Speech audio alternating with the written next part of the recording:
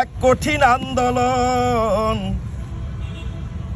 আর ঘুমিয়ে আছে আমার দেশের উপদেষ্টাগণ। দেখেন ঘুমিয়ে আছে মাননীয় উপদেষ্টাগণ। এই 22 লক্ষ মানুষের কান্নায় গলে না তাদের মন। এবার সেতু যোদ্ধারা করছে আমরণ অনশন।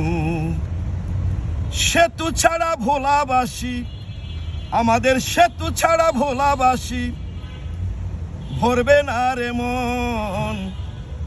জানি না উপদেষ্টাদের ঘুম ভাঙতে আর লাগবে কতক্ষণ। এত আন্দোলনের পরেও তাদের পাইলাম না রে মন।